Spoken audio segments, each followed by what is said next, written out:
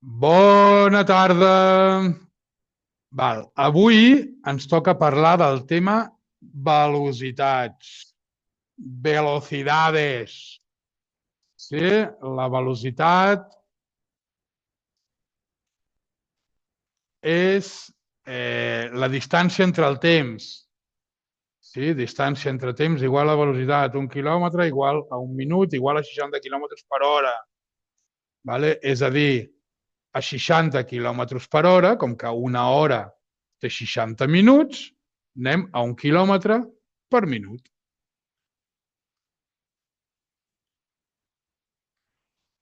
El conductor ha de comprovar amb freqüència l'indicador de velocitat del seu vehicle, també conegut com a velocímetre, per poder adaptar la velocitat a les circumstàncies de la circulació en cada moment. La velocitat s'ha de controlar constantment, quasi tant com els retrovisors o quasi tant com davant nostre.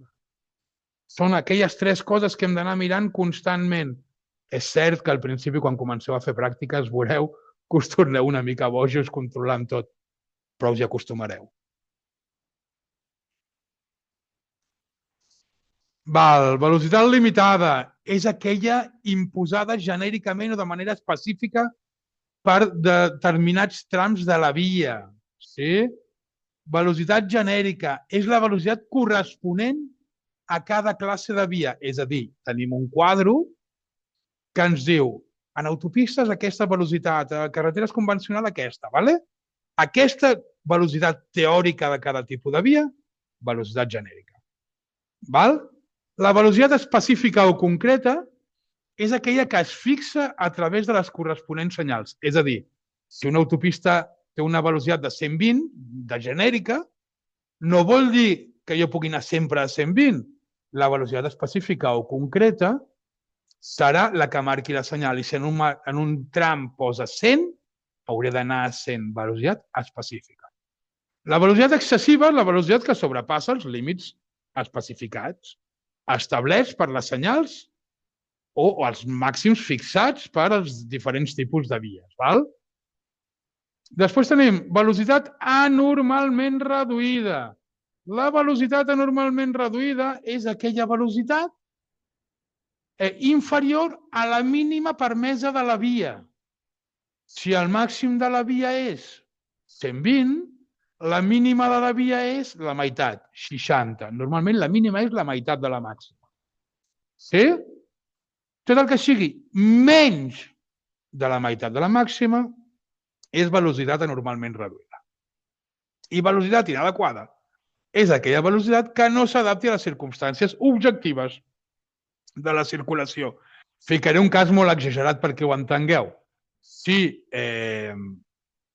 a la via hi ha molts cotxes, en plan, estic entrant al nus de la Trinitat a Barcelona, està a tope de cotxes, per més que la velocitat que em fiqués fos de 120, jo no podria anar més de 50 perquè és el que em permet les circumstàncies de la via, o a 30, o a 20, o parat, segons les hores del dia que sigui. Enteneu la idea? Velocitat inadequada és aquella velocitat que no és adequada pel moment o les circumstàncies.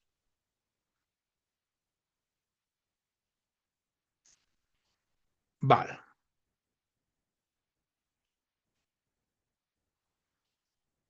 Es circularà a velocitat moderada i, si fos necessari, es pararà el vehicle quan les circumstàncies ho exigeixin, especialment en casos com el que esteu veient, quan hi hagi peatons o animals, nens o pilotes de futbol, que sabem que darrere ve un nen. Sí?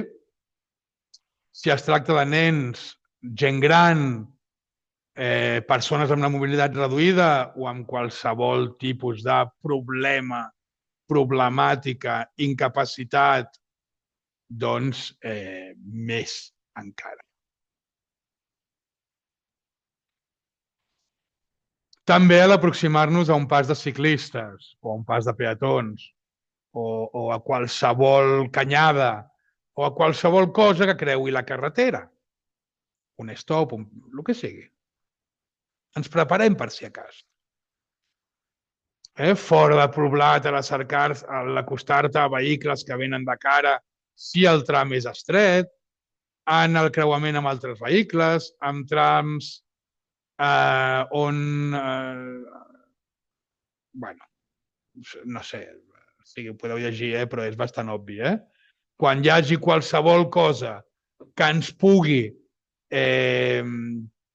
provocar un risc, el més mínim risc, jo primer afluixo, miro, decideixo i si cal em paro. És així de fàcil. Així mateix, el mateix que dèiem, passos a nivell, en cas de pluja, de boira, de l'aproximar-se a llocs de reduïda visibilitat o estretaments. Són coses bastant lògiques, tot això. No crec que faci falta passar-nos el dia aquí. Velocitats màximes en vies fora de poblat. Vinga, aquí anem al tema, Això són les velocitats bàsiques, les bases.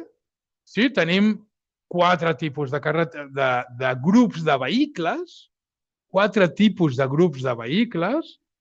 El primer seria turismes, motocicletes, vehicles de 3 rodes, autocaravanes de fins a 3.500 quilos i pick-ups. Les pick-ups i les autocaravanes els últims anys els han canviat de grup perquè ja no té sentit limitar-los la velocitat. De fet, la pick-up durant algun moment de la història eren com vehicles mixtes i bueno, ja avui pràcticament es fan servir com a turismes.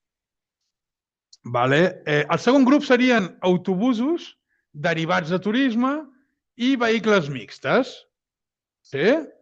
El tercer grup serien camions, tractocamions, furgonetes, autocaravanes, és a dir, de més de 3.500 quilos, vehicles articulats, automòbils amb remolque i de més vehicles. Bueno, és el que posa. Vehicles grans, pesats, amb remolques, amb semiremolques, bueno, semiremolques no, amb tractocamions en aquest cas. Vehicles articulats, grans. I l'últim seria vehicles de 3 rodes i quadricicles de motor, al igual que... Sí, veig que falten els trailers que haurien d'anar a l'últim grup. Els semiremolques. Allò que estàvem parlant fa un moment era autopista i autovia. Ara parlem de carreteres convencionals. Turismes, motocicletes, vehicles de 3 rodes, motocicletes, autocaravanes de fins a 3.500 quilos i pick-ups, 90. Autobusos derivats de turisme i vehicles mixtos adaptables, 90. Camions, tractocamions, furgonetes, autocaravanes de més de 3.500 quilos, 80. Vehicles de 3 rodes i quadricicles de motor, 70. Sí, carreteres convencionals. Vale. Jo és que el tema de les velocitats us diran 1.000 formes diferents de recordar-vos en quasi paraules, quasi frases, quasi cançons, quasi... Està molt bé, i si alguna us serveix a vosaltres, perfecte. Però aquests sistemes no tots serveixen a tothom. Són aquests tipus de coses que al final jo crec que ens les hem d'estudiar i que ens les hem d'una mica memoritzar, perquè són coses que necessitarem al nostre dia a dia. Són coses que es fan servir i que en el moment que menys ho esperis ho necessitaràs. Llavors jo us recomanaria que aquest tema, bueno, si un altre profe us dona algun sistema que us serveix, de puta mare, però no és un d'aquells temes que jo estudiaria només per aprovar, perquè crec que és transcendent i que després us serà necessari. Us estalviareu moltes multes si us ho sabeu bé, això. En carreteres convencionals amb separació física entre els dos sentits, és a dir, en mitjana, el titular de la via pot ficar un límit màxim de 100 km per hora per turismes, motocicletes o vehicles de 3 rodes i autocaravanes de fins a 3.500 quilos de massa màxima autoritzada. Pot, no ha de per què.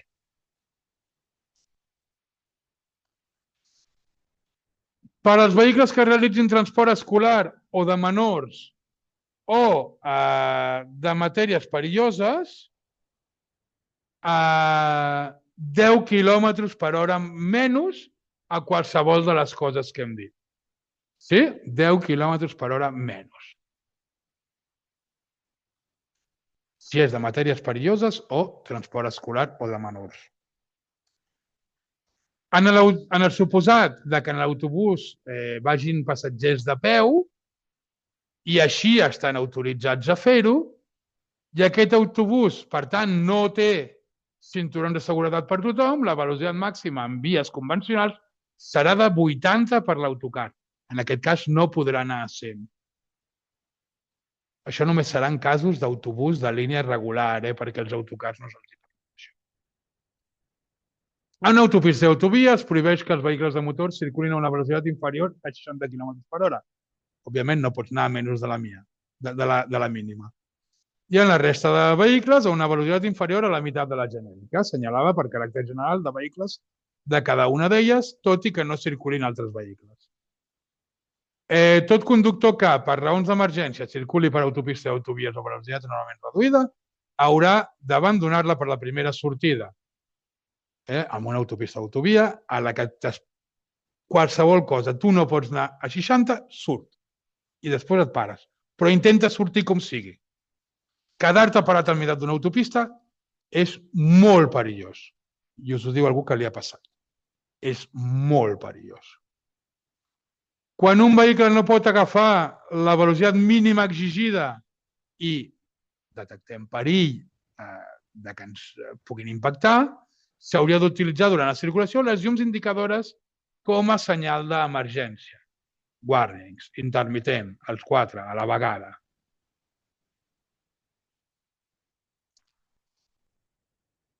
La velocitat màxima que no s'haurà de rebassar els vehicles en vies urbanes? Vale, sí, anem al tema. Entrem dins de poblat, que és on hi ha una mica el follon de tot plegat, vale? Vies urbanes amb plataforma única, amb un únic carril. Sí? Plataforma única vol dir que la cera és al mateix nivell, que és tot al mateix nivell. Pla. 20. Sí? Via urbana. Amb un sol carril per sentit de circulació. Sí, vies urbanes con un solo carril per sentit. Per sentit, vale, perdó. Ja ho deia bé. O sigui, amb un carril per cada sentit. Sí? 30. I travessies i vies urbanes amb més d'un carril per sentit, 50. Un carril sense aceres, 20. Un carril amb aceres a diferent nivell, o sigui que els peatons estan protegits, 30. Vies urbanes amb més d'un carril, 30. Vies urbanes, travessies, 50. M'és igual quants carrils tingui. Sí? Si té més d'un carril per sentit, és a dir, mínim 2 per sentit, també 50. Val? En vies urbanes amb més d'un carril per sentit i en travessies amb vehicles que transportin mercaderies perilloses, màxim 40, el que dèiem fa un moment. El límit genèric de velocitat en autopistes i autovies que vagin per dins de poblat serà 80. La ronda de dalt, la ronda de baix es consideren. Així, a Girona també tenim un tram que és autopista dins de poblat. Autopista dins de poblat, sabrem que és una autopista perquè té mitjana, perquè té 2 carrils per sentit, perquè té totes les característiques d'una autopista o una autovia, i veureu que la velocitat està limitada a 80.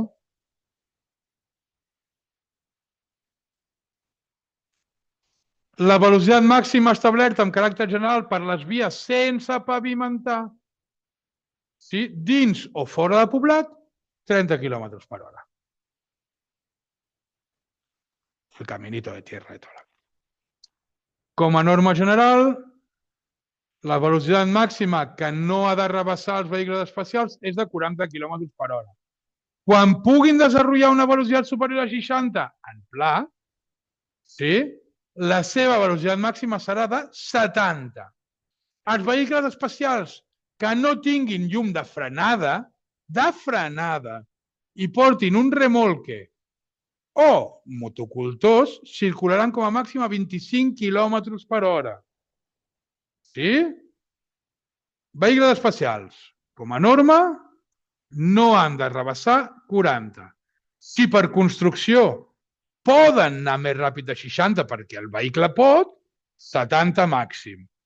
I si porten remolques, motocultors o el que sigui, i no tenen llum de frenada, màxim 25. No és difícil. És saber-s'ho. Vale, quadro de velocitat. Jo aquí és on us diria fotos i memorizo, fotos i memoritzo. Vehicles, sí? Tenim bàsicament 3 grups. Vale? Bàsicament 3 grups. Sí? I a partir d'aquí, bueno, autopista, autovia 120-60, carreteres convencionals 90-45, 160 pel segon grup, 90-45 pel segon grup, i 90-60, bueno, ho veieu, no és difícil, eh? El que us dic, hi ha algun profe por ahí que us donarà, que diu, he sentit cançons, he sentit paraules d'aquestes per recordar-se'n, he sentit... Però a mi personalment no m'ha servit mai. A mi el que m'ha servit d'aquestes coses és repetir-m'ho 30 cops. Per aquest tipus de coses, eh? Per altres no. Però per aquest tipus de coses, vaja, és com ho veig jo en la meva humil opinió. Vehicles de 3 rodes i quadricicles de motor, 70. Cicles de ciclomotors i vehicles per persones de mobilitat reduïda, 45. Vehicles especials, 70, 40, 25. O sigui, el que hem dit fa un moment, ho hem explicat fa una estona. Cicles de ciclomotors, ja ho hem dit sempre, 45 màxim. Vale. És que moltes d'aquestes coses ja les hem anat parlant, en altres vídeos. És un matxacar-ho, és un repassar-ho. Al final penseu que el tema de velocitat és supertransversal amb tots els temes. Igual que les senyals. Per mi són els 2 temes més transversals. La velocitat de disseny és la velocitat màxima que, en condicions de seguretat, pot ser mantinguda en determinada secció d'una carretera quan les condicions siguin favorables. I això és important, que les condicions siguin favorables. L'objectiu d'establir velocitats limitades en les vies és garantitzar la seguretat i la fluïdesa de la circulació. Fàcil. Bàsicament, la idea és aquesta. Tu, quan construeixes una carretera, poses les senyals en base a que tot estigui bé. Però si no està tot bé, jo no puc anar a aquests màxims de velocitat. Hem d'anar per sota, si plou, si hi ha gel, si fa fred, si neva, o si hi ha boira, o si hi ha cotxes, o si hi ha animals, o si hi ha... Sí, calma. Sí, és millor arribar viu que no arribar. No sé, vull dir, és millor arribar tard que no arribar un altre dia, o que no arribar-hi. Llavors, calma, tot arriba. Vale, en ciutat és especialment important respectar els límits establerts, ja que també circulen peatons. Vale, aquesta part és important i m'agradaria dedicar-hi un minut. Vale? S'ha de tenir en compte que a 30 km per hora, i això fa des dels anys 90, que està més que demostrat, que si atropelles a un peató, aquest té un 5% de possibilitats de morir. A 50, la probabilitat augmenta fins al 50%. I a partir de 80, les possibilitats de supervivència són pràcticament inexistents. I a partir d'aquí em direu, yo me sé de uno que sobrevivió a 200 por hora. Cuidado, al moment en què va xocar no aniria a 200. Anava a 200, es va adonar que anava a xocar o que se li havia descontrolat el cotxe, suposo que va deixar el gas, potser va donar unes voltes de campana, el qual li va fer perdre velocitat, i en el moment de l'impacte anava molt més lent. Sí? En el moment de l'impacte no anava a 200. Sé que no estem parlant d'accidents en aquest cas, però la idea és la mateixa. Sí? Si els límits de velocitat són 30 i 50, a dins de ciutat és perquè se sap que a aquella velocitat hi ha possibilitats de supervivència. Sí? A partir de 80 no. Per això no es permet anar a 80 dins de ciutat. Però per el que us explicava fa un moment és per el que no es permet anar a més de 120 amb un cotxe. Perquè a més de 120 o a més de 80 dins del cotxe sigui, si jo xoco a 80 contra una columna, quasi segur que em mato. Si jo xoco a 120 contra una columna, em mato. Sí? I aquí és el que us deia fa un moment. Però jo me sé de uno que... Vale, d'acord, però que t'ho he explicat. Generalment, les vies convencionals són de doble sentit de circulació i, per tant, és possible trobar-se vehicles de cara.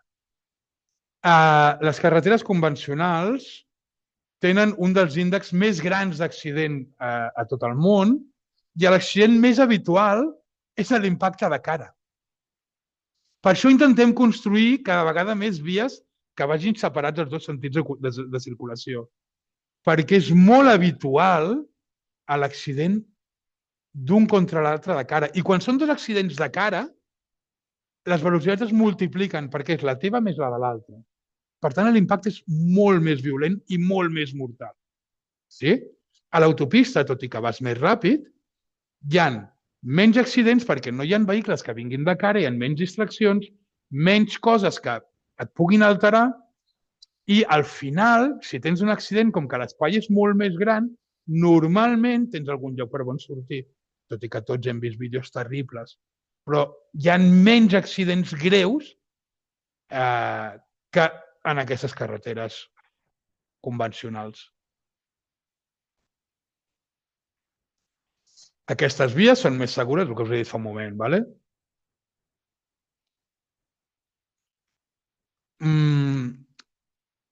A més, convé recordar que a més velocitat, més gran serà la gravetat de les lesions, per això superar la velocitat màxima permeses, s'ha de tenir menys oportunitat. Vale. Sí. Al final, anar més ràpid no significa necessàriament tenir un accident, però a més velocitat les coses passen en menys temps. Sí? Per tant, tinc menys capacitat i menys possibilitats de reaccionar i hi ha més possibilitats de tenir un accident. A sobre serà més greu, que és el mateix que passa amb l'alcohol. Jo per anar borratxo tindré un accident? Doncs no té per què. Sí? Però si el tens, serà més greu perquè la teva sang serà més líquida i serà un problema més gran. Sí, d'això ja en parlarem. Però són coses d'aquestes que empitjoren els accidents, els fan més greus, sumen conseqüències. Tot conductor d'un vehicle que circuli darrere d'un altre ha de deixar a l'espai suficient per poder parar, jo sempre dic, si el de davant impacta contra una columna. És a dir, si el de davant passa alguna cosa i es queda clavat, doncs ha de tenir espai suficient per parar. Per tant, sí, és molt més del que doneu i del que donen els vostres amics. És molt més. Heu de comptar, mínim, posem 2-3 segons 2-3 segons de temps entre tu i el cotxe al davant. Agafes una referència i comptes 1101, 1102, 1103. Si estic arribant al 1103 o he passat al 1103, vaig bé. Si compto 1, 2, 3, no serveix de res, t'estàs prenent el pèl a tu mateix, així que fes el que et doni la gana. No ho dic enfadar-te, però són ganes d'enganyar-se amb un mateix. La separació que ha de guardar tot conductor que circuli darrere d'un altre sense senyalitzar el seu propòsit d'adelantar, per el que dèiem, ha de ser tal que li permeti parar el vehicle en cas de bla, bla, bla. Vale, el que dèiem. Els camions amb massa màxima autoritzada superior a 3.500 quilos i els vehicles i conjunts de vehicles de més de 10 metres de longitud han de guardar mínim 50 metres. Mínim. Vale? Vale, distància de seguretat entre vehicles, vale? Dins de poblat, per el que dèiem, dins de poblat, on està prohibit l'adelantament en calçades amb més d'un carril per al mateix sentit de circulació, o quan la circulació està tan saturada que no permet adelantar, haurà de deixar una distància de seguretat que permeti parar-se sense col·lisionar amb el vehicle que va davant. El que dèiem. Que sí, que un vídeo amb la distància, fantàstic. Som molt segurs. Vale, hem acabat el tema velocitat. Qualsevol pregunta me la podeu fer ara, no hi ha problema. Si no, doncs ens veiem el pròxim dia. Obriré un moment el resum per si li voleu fer una foto, vale? Perquè és interessant algunes de les fotos que ens posen aquí en els resums. Vale? El mateix, si voleu fer alguna foto. Vale? Vale, doncs bàsicament fins aquí.